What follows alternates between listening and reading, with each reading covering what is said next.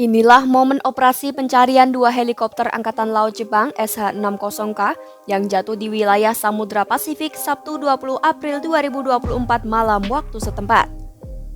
Dua helikopter yang masing-masing membawa 4 awak dilaporkan kehilangan kontak di dekat Pulau Toroshima, sekitar 600 km selatan Tokyo. Hal ini diungkapkan oleh Menteri Pertahanan Jepang Minoru Kihara pada Minggu 21 April 2024. Menurutnya, penyebab jatuhnya dua helikopter itu belum diketahui secara pasti. Namun, Kihara mengatakan bahwa kedua helikopter kemungkinan bertabrakan satu sama lain sebelum jatuh ke lautan. Salah satu awak pun berhasil diselamatkan, namun kemudian dinyatakan meninggal dunia. Sementara 7 awak lainnya masih dalam proses pencarian oleh tim penyelamat. Selain itu, tim penyelamat juga berhasil menemukan perekam data penerbangan kedua helikopter hingga serpihan-serpihan helikopter. Nantinya, temuan tersebut akan dianalisis untuk mencari tahu apa penyebab jatuhnya dua helikopter tersebut.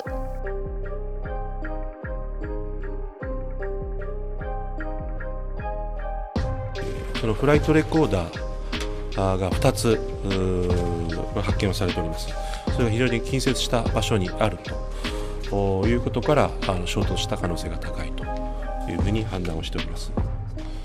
22時38分頃ですね、その1機目の通信が途絶をいたしました。そして、その1分後22時39分にですね、その緊急信号というものが発信されております。それを受信をいたしました。ELT といいますけどね、エマージェンシーロケータートランスミッターからの発信を受信しております。そういったことからですね、これは墜落だろうと、そういうふうに判断をしたところで。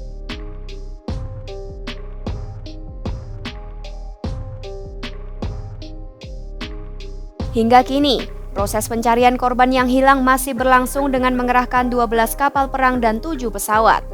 Lebih lanjut, kapal patroli hingga pesawat penjaga pantai Jepang juga diikut sertakan dalam proses pencarian korban.